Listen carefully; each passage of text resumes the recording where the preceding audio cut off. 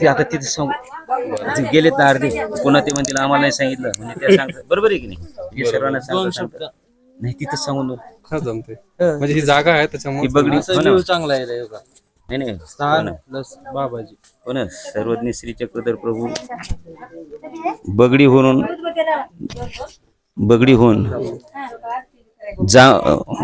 ममदापूरला गेले. इकडं आल्यानंतर इथे स्वामींचा एकीवासना म्हटलं जातं किंवा आसन, तर कोणी म्हणतात वस्ती, कोणतं होत पण आहे. त्याच्यानंतर आपली ही गोदावरी नदीच्या काठावर असलेलं, उत्तर काठावर असलेलं हे ठिकाण, या गावाचं नाव आहे बगडी. इथे स्वामी परिवारासहित वगैरे आलेले आहेत. इथले जे भक्तजन होते, अपात्र जीव, त्यांना पात्र करण्यासाठी, योग्य करण्यासाठी स्वामींचं परिभ्रमण आहे. परंतु काळमानाच्या ओघामध्ये इकडे दुर्लक्ष झालं, पाणी येऊ लागलं. हे जुनं जे गाव आहे इथलं उठलं आणि जवळपास 3-4 किलोमीटर अंतरावर वसले गेलं.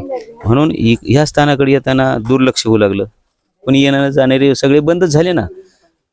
तरी परंतु आपल्याला कितीही खर्च करून जरी तुम्ही येतो म्हटले, अशा या ठिकाणी आपल्याला येता येत नाही. तुम्ही गाडी आणा, हेलिकॉप्टर जरी आणलं तरी हेलिकॉप्टर इथं येत नाही. आणि म्हणून हे जे स्थानवंदन होतं फक्त ते पदयात्रेच्या माध्यमातूनच होते. म्हणजे पायी आल्यानंतर, पदयात्राच म्हणजे पायी यात्रा.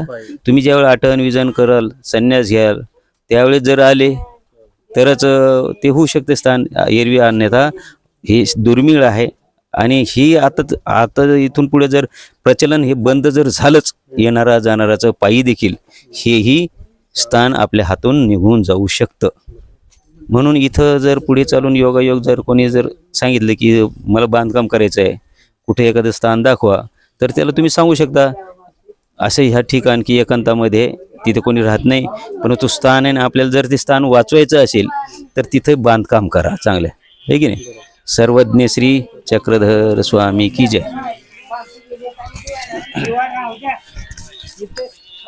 अशा प्रकारचे खूप महत्त्वाचे स्थान आहे इथं.